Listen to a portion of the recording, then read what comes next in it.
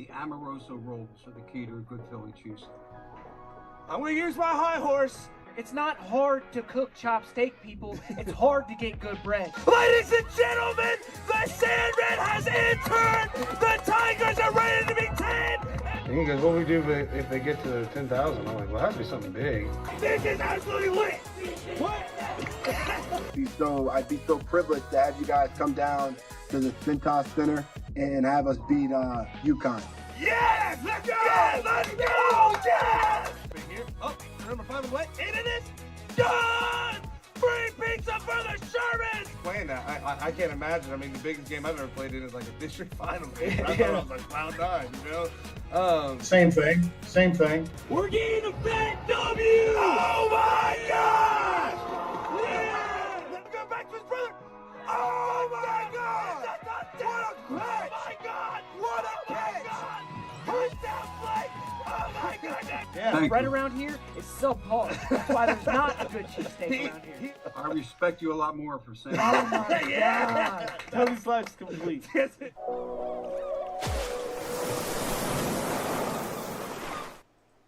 Hello, welcome into the Ride the Wave show. It has been a long, a dark, a hot and cold long wait. But it's finally over. Football is back this week. Let's go, baby. Football is back this week officially. We have high school football kicking off Thursday, actually. Valley and somebody else is playing. Not too often do you get a Thursday game. No. And then Friday, high school football again. And then Saturday, Adam, week 0, college football. So football is pretty much almost all the way back. We're missing one. So, Honestly, we can do without for all I care. yes. I will say it is a lot more fun to watch college football than the NFL. Well, NFL does appreciate their hard workers, like a guy we're going to have on a little bit later. Yes. Heart and soul of just me personally. Yes, in about 10 minutes, we will have the legendary Uniota football player, college national football champion, NFL player, and great speaker, Yeah. Ben Hartsock, coming on to drop some knowledge on us about college football. But before we get to there, Adam, I think it is time to go over some high school games coming up. So, real quick, I just wanted to kind of pick your ear with something. Talking about week 0 college football, I saw somebody kind of ranked, just different weeks and stuff like that, and week 0 wasn't kind of up there. I was looking at last year's week 1 schedule for, just kind of around this area via SVC Sports Talk. Shout out. Thank you. Yeah. So, you saw Logan Elm, Zane Trace, Vinton County, Uniota. There's a couple other good ones. I think I want to say McLean played Adena, which was kind of a fun one. Yes. But yeah, so there was just I'm wondering if this week I guess week 1 is going to stack up compared to Last year. Yes. Yeah. I do think, like you said, McLean at Adena again. Last year, McLean win that one big, 41-23. I don't know if it can be any better, honestly. I mean, obviously, a few of those games get closer, but, for Vinton County at Uniota, 21-20, pretty much winning off a blocked field goal. Yeah, I think that's going to be another one of the closer matchups. Yeah. I saw Gridiron Glory, another shout-out to them. Shout out. I saw it was like their preseason all-conference or preseason Gridiron Glory charts, and I saw that, Uniota, Caden Cutright was on there as well as a D tackle from Vinton County. So it's just, I think it's going to be two pretty tough defenses who's still trying to figure out their offenses. So again, I think it's going to be a low-scoring race to 21. And like they've been saying, whoever gets 21 is probably going to win the game. 21-20 last year. I believe the year before it was 24-21, and then I believe the year before that it was like 12-10. Yeah. So it's just really going to be a low-scoring matchup. And what's crazy is it's going to be 21 points max, right? But it's still going to be a very exciting game. You're going to see defense. You're going to see a lot of offensive firepower, but it's just not going. Maybe it's not going to lead to scores. Maybe it's going to get to the red zone, and you just can't capitalize because you got those, early season jitters. And you finally are going to see. We've been speculating all summer, like, hey, is this guy going to be the guy? Is this guy going to really play here? Blah blah blah.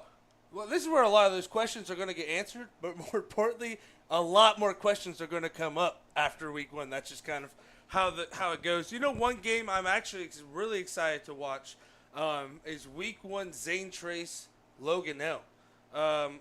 This year, I believe it's Logan Elm at Zane Trace. Yeah, last year, 39-23, very good one. Even though it kind of got a little. It was little one of those, there. if I do remember correctly, pretty close until about halfway through third quarter. I think Logan Elm kind of got. That's when it started to get out of hand. You know, Zane Trace, we've been kind of talking about. They might be one of the most under the radar teams for being how good they were one of the last teams standing last year. Probably should be going to the next round, if not by a miracle kick there by Purcell Marion.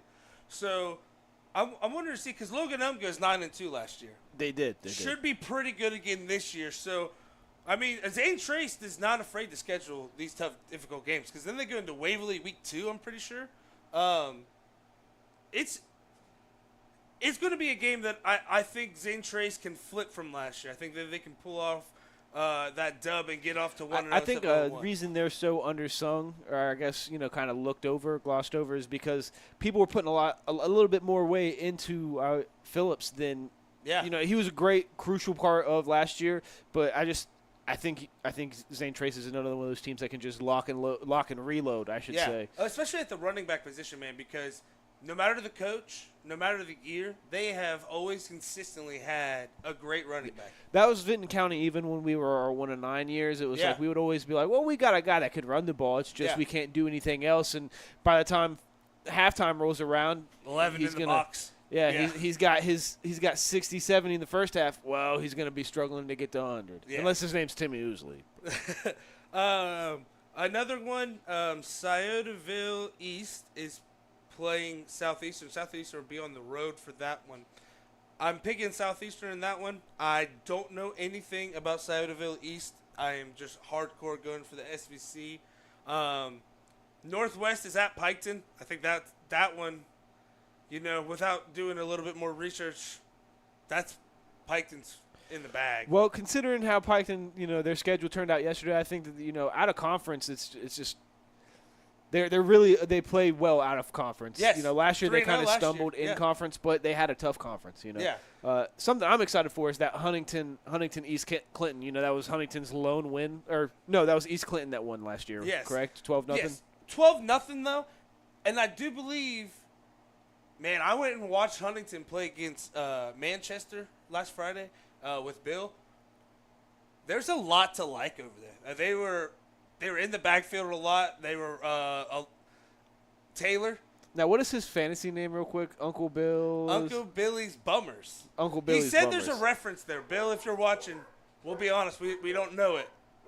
So not let us know.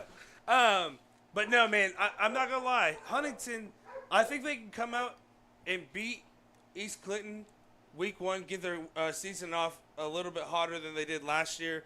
I mean, I'm telling you, they had about. I feel like if they would have played a little bit more middle of the season, I don't know really how East Clinton's season turned out. Yeah. I mean, they went 4-6. I know the final, but I didn't watch them at all, so I don't know exactly what they were. So I think Huntington gets that a little later. I think they might win that one. It's definitely going to be, maybe a little high scoring than 12-6 or 12-0. But I'm excited for the Paint Valley Blanchester game, obviously because I'm a Bearcat. I'm surprised at how many rematches we're seeing from last year. Yes. We're seeing, what, 5? Let's see here. 1, Yeah, 2, Madison Plains, Westfall, Logan Elm, Zane Trace, McLean, Adena, Huntington, East Clinton, and Paint Valley, Blanchester. I do think Blanchester. Oh, 6, sorry. They finished 7-4 last year. That's kind of crazy because Paint Valley beat them pretty handily. Yeah. Now, it could have been a thing of when we saw Paint Valley, they looked like they were in mid-season form right out the gate. And that's what I'm wanting to see out of the Blanchester game is, are the Bearcats going to come in? Everybody's pretty much saying it's their league to lose. I mean, it's no secret. That could get to your head, especially if you're hearing it all off season. I mean, literally everyone. If you're going to take that loss, you better take it, out of conference. Right. So are they going to come out of the gates hot, or, do they kind of come out of the gates stumbling? It's something that I'm really going to like to see in that Blanchester game. Now, we're not going to go through any more of who we think is going to win or lose, but if you want to see that, make sure you're coming up to Richie's. I was about to say, real quick, just of the 6 that we got that are rematches, McLean, Adena, who you got? Personally, I got Adena. I think again, Drexler was a key factor. Him not playing last year or him not getting as many touches as he should have. I feel like it was a big factor in it. And I think Adina can kind of get it together here. Maybe put something against him. That's a very good question, to be honest with you. McLean lost a lot last year. They did. I mean, a lot. I know. I just don't know what Adina is. I know. I know their coaching staff. Coach Hurt and his son are out there. Paul Thomas is the offensive coordinator, so that means they're going to run it till the wheels fall off. It's a good thing Drexler's got wheels on him. Yeah. Man. He's got as many wheels as an 18-wheeler. For now, since it's not the Thursday pick'em and I can maybe flip, I am going to go McLean because that's my gut feeling. Hey, that's I feel that. Feeling. If I do some thinking, it makes me want to go towards Adina. Yeah. But now we're both in agreement that Huntington's going to get that revenge win against East Clinton. Okay. Yeah, they're starting off 1-0. Now let's get over to the FAC. Yeah. Well, actually, let's get over to the FAC. Hillsborough, they start off against Western Brown. I think they dropped that one last year. I don't have the other results from last year up in front of me immediately. I can do that. I just do think, though, that their running game is going to be too much for a Western Brown team because from my understanding, Western Brown is kind of like a Big 12 team. A lot of offense, no defense. So last year, Hillsborough lost 38-27. Now, Western Brown ended up going 5-6, as did Hillsborough. So should be a close game, but I'm going to give this one to – well, they are playing at Western Brown. Yeah, I think it's going to be more of a shootout, but I think it's going to be maybe 3-point game or something like that. Maybe a missed like a 2-point conversion or a PAT is going to kind of dictate this one. I think I'll go with nobody on that one. I'm going to have to definitely do some more thinking. Chillicothe, they open up with Bloom Carroll. That's going to be a big, hefty L. Yeah. They're going to probably wear that L for about a week. I think they play better than what people think they're going to play. I think they're going to be playing better this season than people think. I don't think it's going to show, and I don't think the scoreboard's going to reflect playing a team like Bloom Carroll, unfortunately. I do think that Chillicothe team does kind of have a way better season than they did last year. But playing teams like Bloom Carroll and then London the very next week, right? It's gonna be. I think if they can survive those two with no major injuries, man. if no major injuries, I think that they'll do okay this. Now, I'll tell you one person. I think he went to Todd's team. I think most of his fantasy points, if I'm watching and hearing correctly, are going to come on the defensive side of the ball with interceptions and stuff like that. Cam Badger is going to be a guy on that defense to watch out for. I got some clips of him today just absolutely bearing people into the turf, like 6 feet down. So just had to get that out there. Cam Badger, watch out for him, especially not really – I don't know in fantasy because he's definitely a wide receiver. But when you see somebody hit like that, you just don't expect them to be – at a school like Chillicothe on the offensive side of the ball a whole lot. And if you are... Very Tim Riggins situation. Yeah. Like, maybe just put him down there on the 2 and throw him a touchdown pass or something. All right, we go to Washington Courthouse. They open up with London. Yeah, again, Yeah. I was on record. Go back and watch some of our previous shows. I'm on record saying this team is going to be doing really well. Yes. Hard loss this first week. Again, just like Chillicothe. It's going to show on the scoreboard that it was kind of dominated. Not to use this as motivation. Come on, pull it off. It's also on the road at London. Yeah, dude, that is a hard one. At least when London played Chillicothe, they played at Chillicothe last year, right? I don't remember. I don't think anybody in Chillicothe remembers that London game from last year. It was at London. And I think that Bloom Carroll and London game are going to be similar this year. Okay. Jackson.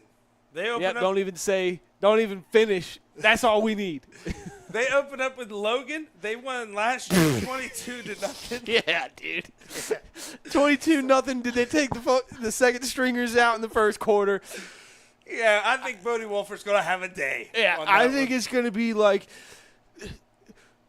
when Alex Moran breaks every single record in Blue Mountain State, Dak Castle's talking about F your 16 touchdown record, John Elway. Much the same in Jackson. It's going to be 200 touchdowns first quarter. Mercy rule them. They're It's not going even to be play me out versus Western Kentucky. Yeah. Here's the game that I've really been wanting to get to out of the FAC. By the way, we definitely want Washington Courthouse and Chillicothe to win, but we try not to. Yeah, we again, try to get fair I think opinions. they're gonna have great Good seasons. seasons. It's just Not good I win don't pools. think those two games are gonna go anybody's favor. So here's this the way. game that I want to get to. Yeah, Waverly, Miami Trace. that's another get back game. That's So Waverly loses last year 27-26 on a crazy end. So, and this one's going to be at Miami Trace. honestly, so, I just say hell with this right now. We got Yes. we got bigger stuff Okay. to talk about. so, talk about get back games, talk about legendary performances, talk about legendary things. We have the most legendary, the greatest football player, really to ever probably walk the earth, and now the greatest college football analyzer, the one and only national champion, Ben Hartsock. How's it going, man? What's up, fellas? What's Oh. up, guys? Glad to be here. We Hey, are. I saw the red carpet event that you guys did for the local SVC, and let me tell you, that was pretty slick, fellas. Hell I yeah, was thank you. running the streets of Ross County back in the day, and I got invited to a red carpet event where you guys had the paparazzi and everything. I would have been so fired up. there. Yeah, so what it was, we do our fantasy league with high school athletes as like the SVC and the Chillicothe League. And what we did is we invited the players that were going to be drafted that night, threw them a red carpet affair, cooked them up some food, and just had a time with them. But I'm glad you saw it and you got to enjoy that, man. That's high praise coming from you. Oh. You still there? Did we lose it?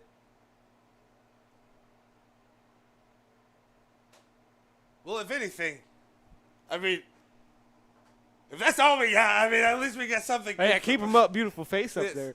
Oh, we get you back? He's just being really still. He's got us fooled.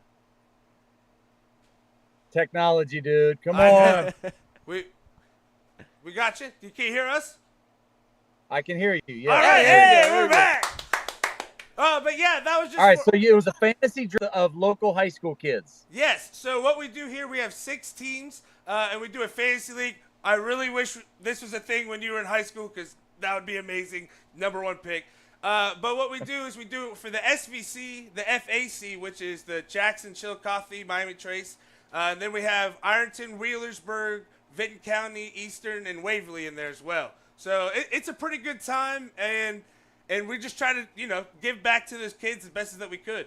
Can you imagine if we had this when you were a kid? I mean, you'd be #1 pick every year. I don't know, man. I mean, Tyler Barbie, and golly, I mean, Keith Cutright was out there. His nephew Caden Cutright's doing big things. He got drafted Oh, in man. the second round. He was like the second wide receiver off the board. One fun thing that we do too, it was actually Adam's idea. Because you got those Iron Men, like you were a tight end, also playing defense as well. So we have, if you get an interception, you get a point for a catch. If you get a fumble recovery, a sack, that goes to the defense and the player. So that way the defensive players. platoon. Yeah. So Yeah. we try to have fun with it. But thank you for the compliment, man. That means a lot coming from you. I dig it, fellas. Man, glad to be here. Awesome. Hey, so we want to talk high school, but first thing I want to do is jump into college football. We have week 0 coming up here. The big game on the radar, I believe, Florida State and Georgia Tech.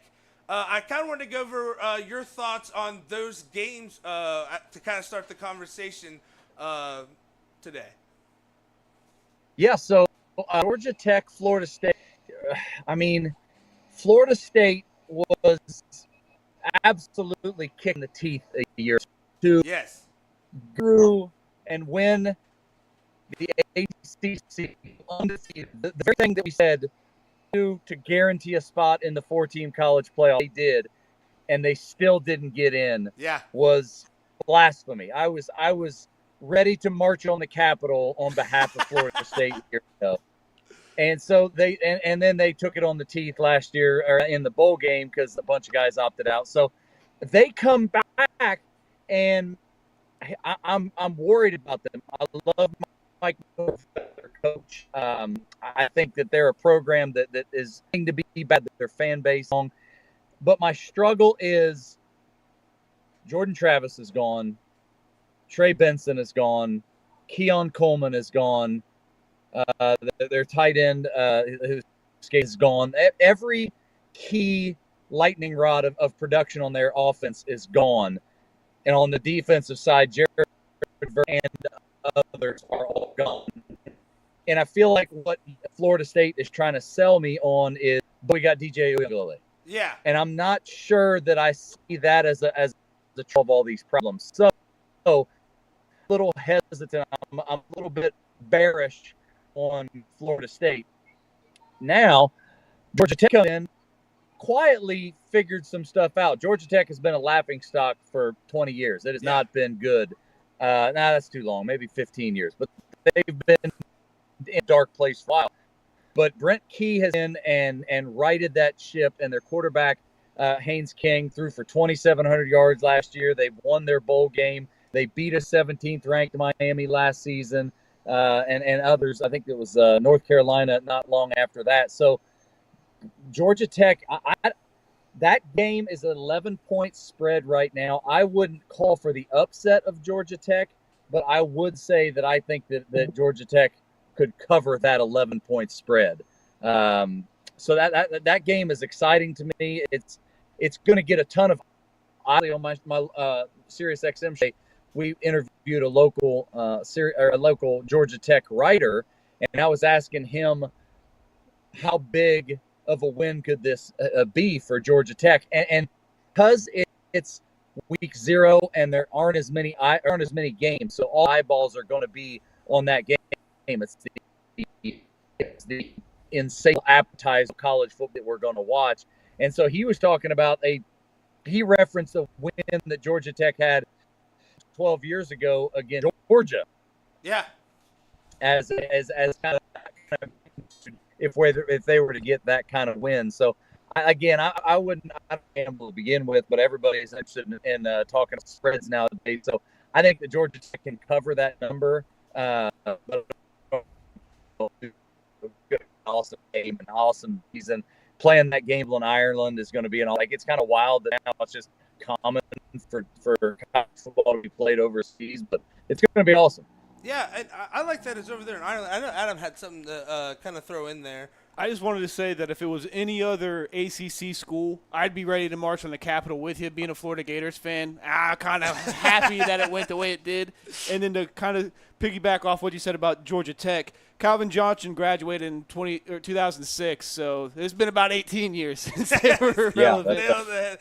Now, there is a team that's playing in week 0 that I'm actually kind of keeping my eye on. I will strictly say this is because of College Football 25, but SMU's playing week 0.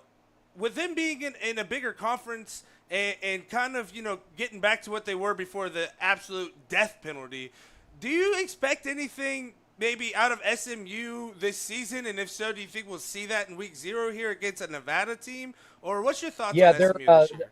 You guys can see that I'm so I don't have my notes in front of me. Their quarterback, I think his name is Preston Stone. Yeah. They returned, and he put up a bunch of numbers. But in general, the jump from group of 5 to the Power 5 has not been a kind one. Yes. If you look at last year, Cincinnati, Houston, UCF, and the one that came up from the American to the Big 12, they all pretty much were the bottom 4 teams in the Big 12. Now, it's interesting because there are a few FCS teams that came up to the FBS, James Madison and Liberty, in recent years, and those have had big success. Liberty was the Group of 6 team for the Group of 5, or the New Year's 6 representative for the Group of 5 last year.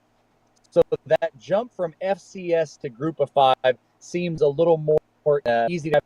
Basically, that jump from Group of 5 to Power 4 now in the FBS division is a little more challenging. I think SMU has a little more of an opportunity to have success than those American teams a year ago. But in general, it would be lightning in a bottle. I would be wildly shocked if SMU was a real player in the ACC this year. All right. Now I want to go to the I want to ask about my team. I want to ask about his, but an Ohio show, an Ohio State alum, we got to ask. Ohio State coming in ranked second, big recruiting year.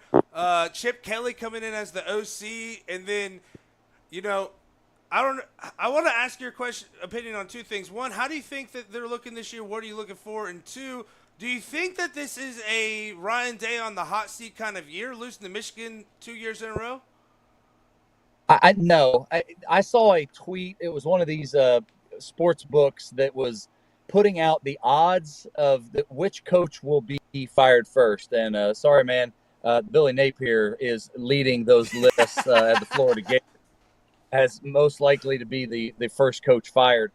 But what's crazy about this list of hot seat coaches, Ryan Day was tied for 7th. That's lower than Deion Sanders. Yeah. Deion Sanders has more job security than Ryan Day. It's crazy talk. I retweeted it and I said nothing summarizes the pure lunacy of our sport than the fact that Ryan Day, who has a higher winning percentage than Kirby Smart, that he's on the proverbial hot seat. So no, he has not. But we were talking to Bill Rabinowitz, who writes for the Dispatch today, and he said, but I also can't believe to wrap it's hard for me to live in a world where Ryan Day loses 4 consecutive times to Michigan. So yeah. It's one of these things, like, it's hard for both of these things to exist simultaneously. I don't think it is the case. I think it's unreasonable. But ultimately, I also believe that Ohio State's going to beat Michigan this year. Well, I mean, if you didn't, I feel like a lot of people would be coming at your head for that one. Now, I want to get on to my team, Notre Dame. I feel like finally we have the chance, with the playoffs being expanded. Tell me that Freeman is the man for the job. Because last year I felt it, but then that sometimes I just felt the inexperiency, so I was kind of wanting to see, what's your thought on the Fighting Irish this year? So I like Marcus, love him as a coach. I think he's a tremendous leader of men, comes from that Jim Tressel line, obviously, that I think highly of. So, yeah, I think he's absolutely equipped. Whoever is coaching Notre Dame, though, is fighting with it's not both hands behind your back, but they have double struggles. One, Notre Dame is still an institute of high learning. Like, they are not watering down their expectations of students, and so that's a challenge. Georgia Tech deals with the same thing. Yeah. Stanford deals with the same thing, but that is still a very real factor for them. So the fact that they've been in playoffs, the fact that they've been in national championship chases is impressive. And then the second thing is their independence. And I talked with Mike Golick Jr. today about this, and I talked with Ryan Harris, who's the former Notre Dame player, who's now the radio voice of their team. And I said, guys, in the 10 years of the 4-team playoff, we kind of learned Notre Dame had one less mulligan. In the 4-team playoff, every team basically got a mulligan. You saw one-loss teams regularly make it into the college football playoff. But Notre Dame was basically said, no, you have to go undefeated because you're independent. You're not a conference championship. And so because of that, that's Notre Dame's were okay with that. In the 12-team playoff, the expectation is 2 loss teams. I don't know that a 3-loss team is going to get in. I'm not ready to go that far, but certainly 2 loss teams are going to get in, but not Notre Dame. I argue that Notre Dame will only get the 1 loss. That's been the parameters that Notre Dame fans, for whatever reason, they defend that independence and what comes with that, and they're willing to basically have a little tougher path to get there. The struggle for Notre Dame this season is outside of Texas A&M, their schedule looks pretty soft. USC is supposed to be down this year. Louisville, that ACC slate that they're running doesn't look quite as impressive. So I argue if they lose to Texas A&M in the opener and they run the rest of the field, they'll be in the playoff. But if they stumble on Texas A&M in the opener, which I do have them losing that game in the opener, Kyle Field, Texas A&M is absolutely they want to be relevant so bad they can taste it. So Notre Dame loses that one, then I think they will find one more loss throughout the season. And any other team in the Big Ten or the SEC or the ACC, I think makes it in. But Notre Dame, who chooses to be independent, they don't get in. Do you think it's a matter of time? Because I'm one of those fans that I am not on the we should stay independent, because I look at like the Big Ten. It makes sense geographically. Most of we get the Michigan rivalry back with USC being in there. We don't have to lose that rivalry. You can still keep that Stanford rivalry. I mean, do you think it's just a matter of time? Because the big thing for Notre Dame was you come here, you're going to be on national television every single week. We have this deal with NBC. With all these new TV rights and pretty much every single game is on national television, do you think it's a matter of time till they finally join a conference, or do you think they'll just stay independent? It's something that I really can't say yes or no to as a fan. I just don't know. Both of them that played for Notre Dame said they're not going to join a conference. Yeah. Dan Wetzel writes for Yahoo Sports, one of the most well-known columnists in college sports, and he said it best. He goes, "When Notre Dame's good, you're going to want them in the playoff. When Notre Dame's not good, you still kind of want them in the playoff because they're so iconic as a brand." But I argue if the committee and the true leverage holds in the committee, because they hold access to the playoff. This is kind of an adjacent to Notre Dame, but it overlaps. The group of five has made. I've set the over under at 2.5. I think, and I would take the under as them getting an automatic qualifier because it's the 5 conference champions. So one of them will be a group of 5. It's going to be very, very frustrating to college football fans when Memphis or Liberty, who are great college group of 5 teams, get in ahead of a 1-loss Notre Dame. Yeah, a 2-loss Missouri, a 3-loss team like Florida that runs an absolute gauntlet. If Florida runs a 9-3 schedule against the gauntlet, they've got 8 top 25 teams on their schedule right now. They absolutely deserve to be in a 12-team field. But right now, a group of 5 team is going to take that slot. So I argue the group of 5 is out pretty soon, probably less than 2 years or less.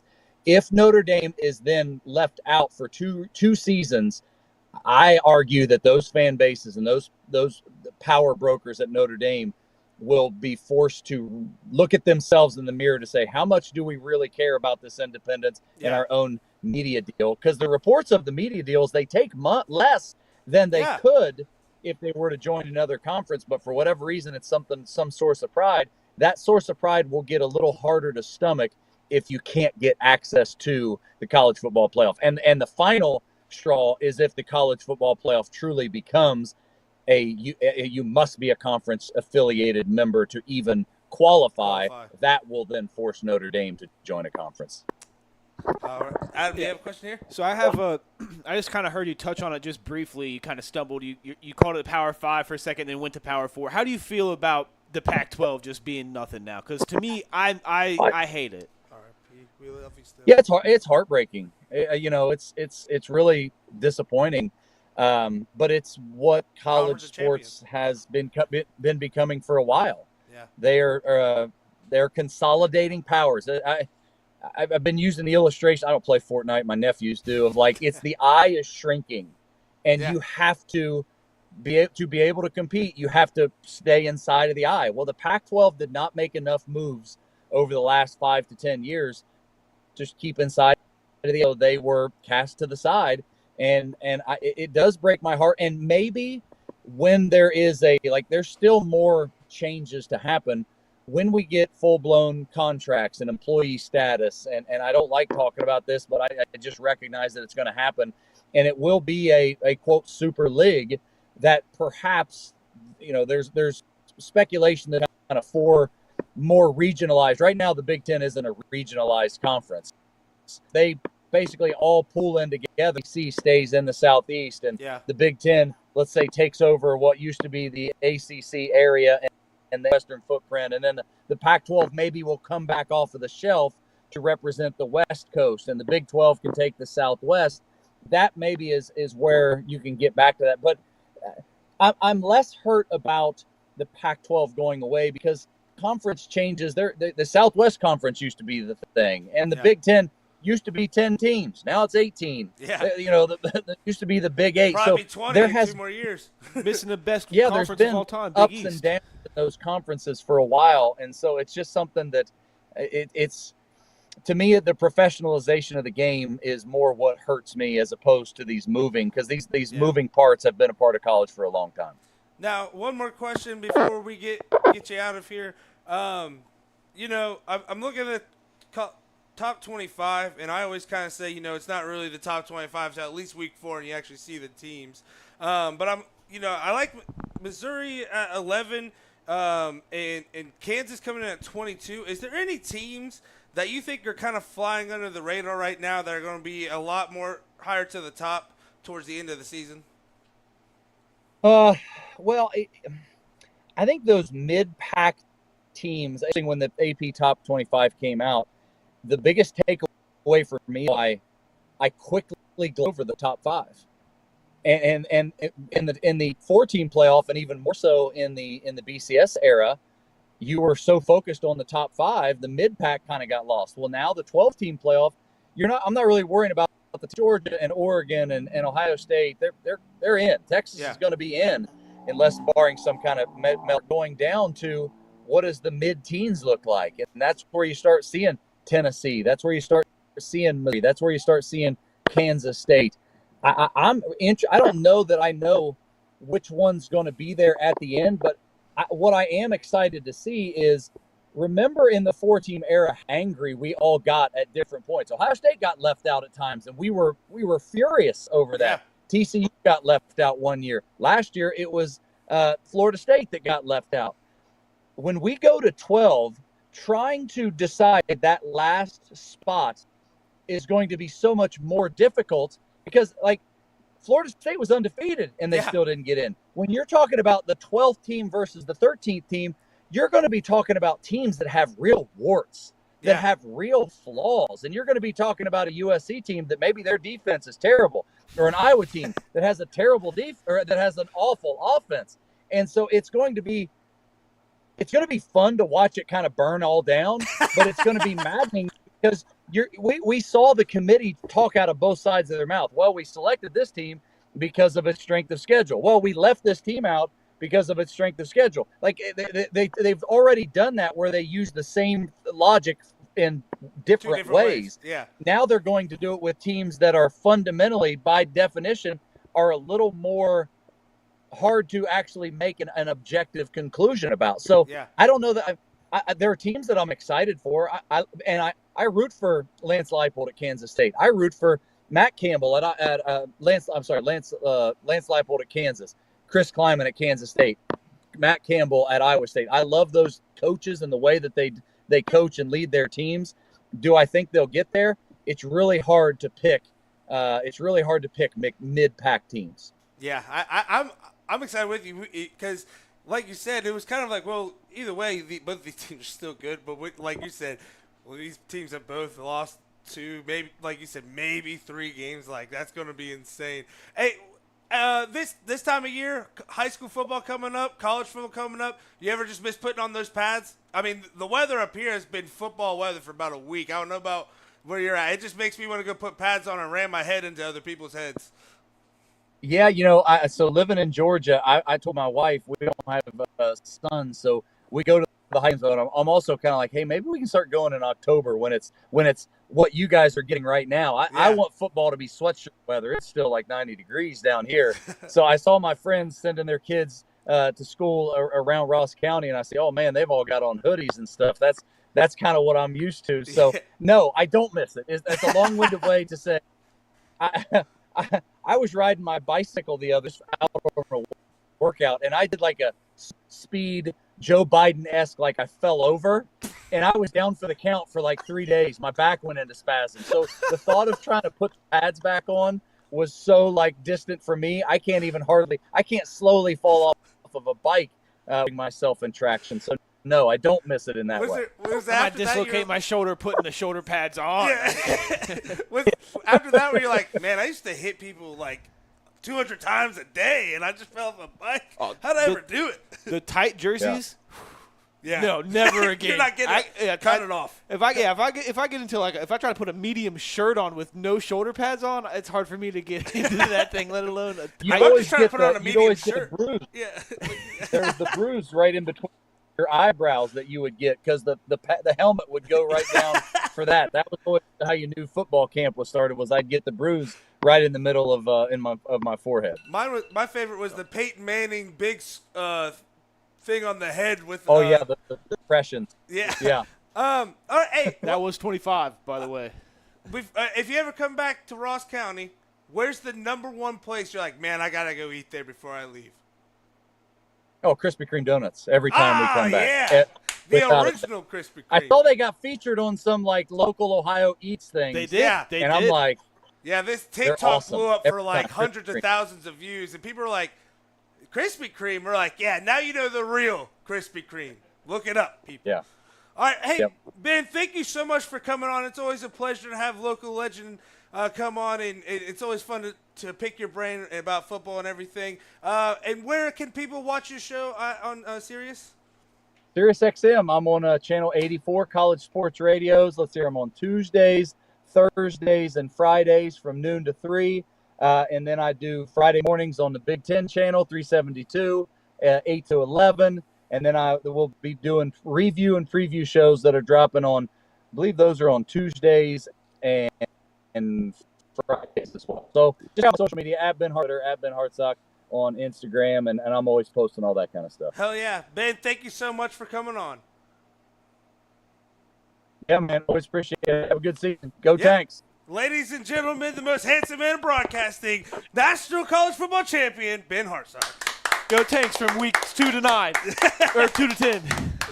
But Fell off my bike, and I was like, I can't imagine even putting pads on that. so I mean, from noon to 3 o'clock, Tuesdays, Thursdays, and Fridays, you can listen to Ben Hartsock talk, and then Yeah. you can listen to how awful we are the same Exactly. days. Yeah, you can be like, hey, listen, I'm going to watch something good so that I can know how bad this is. And it's just crazy. It's literally all you have to do is wait from 3 to 6 Yeah. on those exact same days. So keep Make your calendar open. make Call sure- off work Tuesdays, Thursdays, and Fridays to listen to us and Ben Hartsock. Call off. Just quit. Yeah, quit You your don't job. need a job.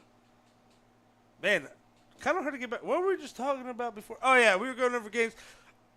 I like how he pretty much gave me a little bit of faith in Notre Dame because Marcus Freeman, man, I'm an overdramatic fan though. Like he only lost like 2 games, but it was the 10 players twice. Napier is on the hot seat because a lot of people didn't want him hired in the first place. I Yeah. was one of those people, and then he produced. I think this is his 4th year. I want to say maybe he could be there for a little. It's hard to remember because we've had a revolving door for the last like 6-7 years. Everybody's went like 9-3, 9-3. Like that's the usual cap minus when we should be LSU Joe senior year, but for whatever reason, Was I'm that pretty the sure it was through Winslow. show? Huh? Or the shoe throw? Yeah, Well, the guy I always just say picked the I always shoe up say and the Zohan where he's like, it's not like I have a shoe to throw. Also, if you're wondering what that alarm was, we told Ben 25 He minutes told sharp. us. Yes. He told us. We told him that we would make sure it is 25 minutes out the door. He is a very busy man. We made sure we didn't lie. So thank you, Adam. So I actually set it for 24 minutes. So that There we way, 'cause go. I knew you were going to do your Clay stuff and be like, all right, continue to talk. Yeah, I was like, you said 25. I was like, cool. I thought we were way over. Where you going? Obviously, Krispy Kreme, though. Yeah, I mean, that's a good one. yeah, it's a staple. All right, let's get into these fantasy matchups, if you don't mind. I will bring up. Let me give me a minute here to bring up the teams. So week 1, we have. So let's go against week 1. We'll do Hud's Hooligans versus the Wright brothers for fantasy. Hud Hooligans, he did make some waiver changes. I do believe he is going to be starting David Long at his quarterback. He's got Caleb Cutright as his running back, Carson Free, his big wide receiver there. But I do think that the Wright brothers, with Gunnar the Stunner, Joey Wright, and Julian Baker, those big 3. And then, this is the big one, picked up Carson Peters today, the wide receiver out of Eastern that went undrafted. So, I think it'd be a good matchup there. I think I will go with the Wright brothers, though. I think they might win that one. Any thoughts? Oh, no, I do not have any thoughts on fantasy quite this early. I think Yeah. I want to watch a week or That's two true, before I because- get into so because you just don't know how these teams are going to play for me. Like it's so hard, like you said, because Uniota's going to be playing Vinton County, right? Historically, I mean, Uniota's best seasons, offensively wise, shit against Vinton County. You know what I mean? Well, also you don't know who's been chasing the muff around all summer, who's been in the weight room, who's buckled down, who's Tim Riggs in it. You know, you just don't know. You know, We've been watching Friday Night Lights. I've been obsessed with it for the last. So I watched it for the first time, like right out of high school. Yeah. Adam has now found it as a new. Yeah, you love. just don't know what guys got injured and maybe their girlfriends are sleeping with their best friends. And you don't know when he's going to show up to the game, who's not playing, and he goes off that week. Out? Yeah, you just don't know. Yeah. You don't know. You just don't know if that's going to be a scenario. Yeah. So I think Thursday maybe I'll be a little bit more confident to talk about it. But I still think I'm not going to have any win predictions. I don't think. Yeah, I think win predictions the wrong way. I do believe though. If we go through waiver wire, because today was the first round of waiver wires.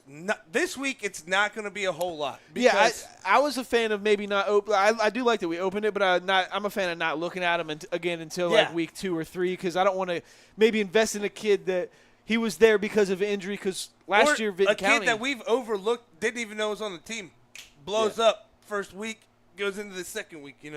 Well, so Blake Hoops last year, he didn't play against Vinton County. Yeah. So maybe there was a kid who balled out against Vinton County. Or Ashton Crace, he had a lot more fantasy production those first 3 weeks. Still had a great season football-wise, but he went more on the defensive and the punt and kick return towards points, where the first 3 weeks it was receptions on top of the punt return and kick return on top of the defense. Yeah, and again, it maybe just how the offense plays out. Again, it's just I think it's just too early to say anything. But so we got Wright Brothers versus Hud's Hooligans. We got you're going against Uncle Billy's Bummers. Uncle Billy's Bummers, and then Hoops There It Is in honor of the best looking coach Matt Hoops.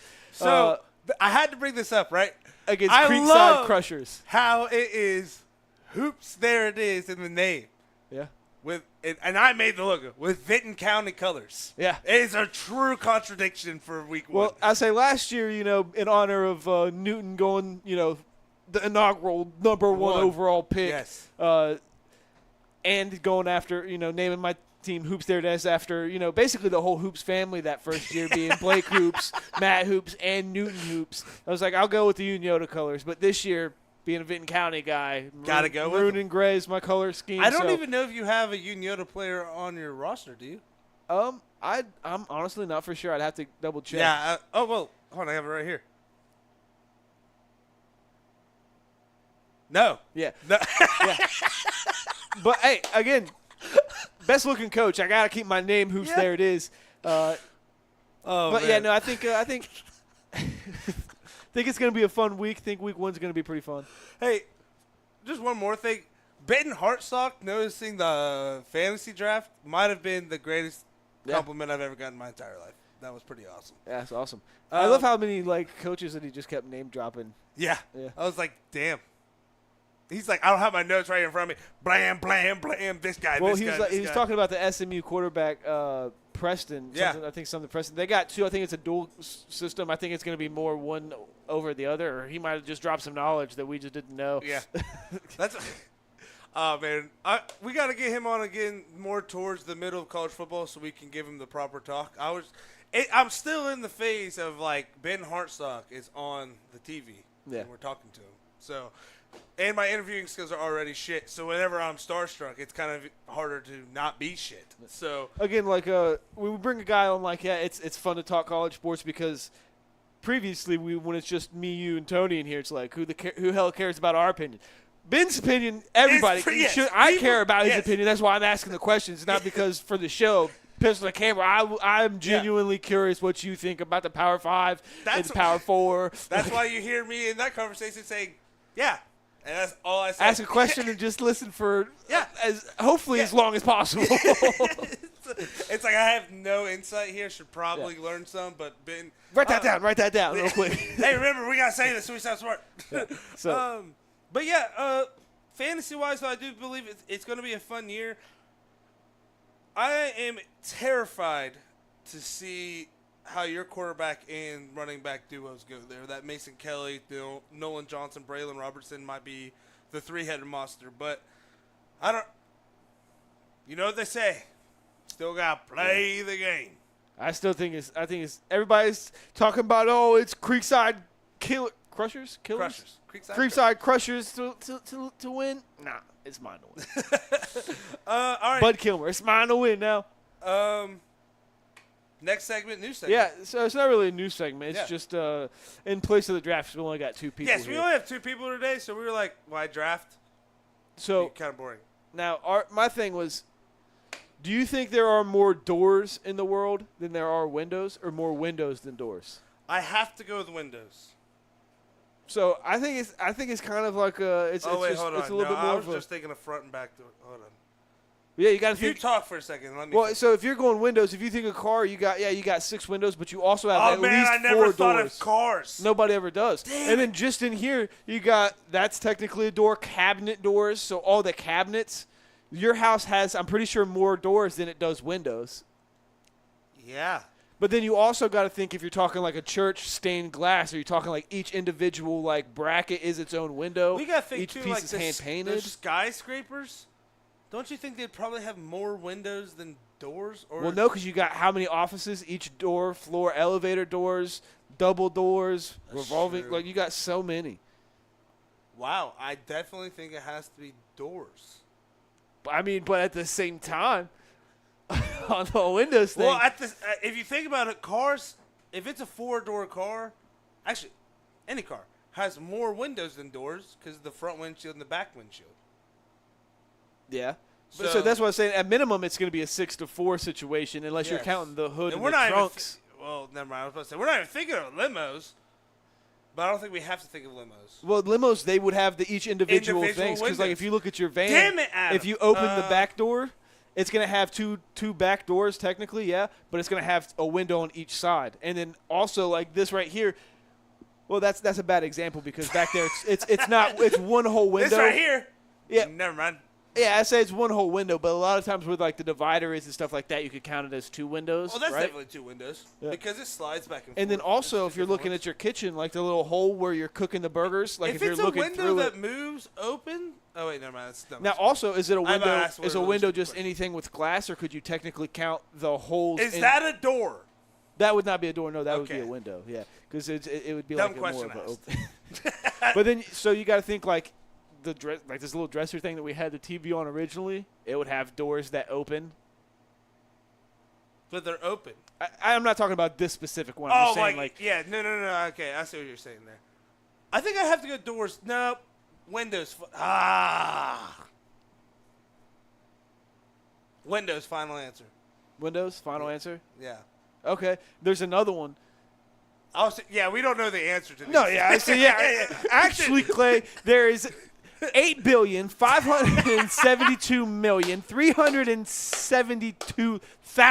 8,572,372,516 windows, and there's just 2 less doors than that.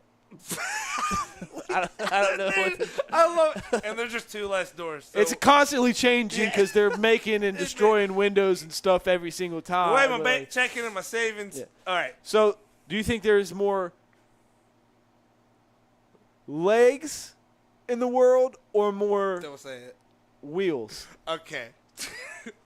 I thought he was gonna say, is there more legs or arms in the world? Yeah, I mean, you could go legs or arms. I thought you meant on like we were talking. No, about because I say legs could be like this table has table legs, you know, yeah, like an So extender legs, arm, Legs are what? anything that would consider a leg, I guess. Like No, more legs or more. more legs, or I went with like wheels.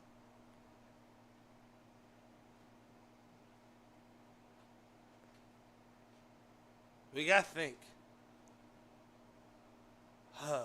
So yeah, I say if you're gonna say like, you could go with legs because you know centipedes, millipedes, where it's like Oh yeah, no, hundreds. you gotta go legs. But then also technically a gear is a wheel, right? So like watches cars, they all have shitloads of gears in them that are actually I like love spinning. how every time I say something, like, but then you gotta think about this. I'm like, oh no, that's definitely that. Yeah. And it's pretty much whatever the last thing you said. It is. Then you got like table legs, right? And then you got chair legs, chicken, all the animals, every single kind of animal. Some human male born with third legs.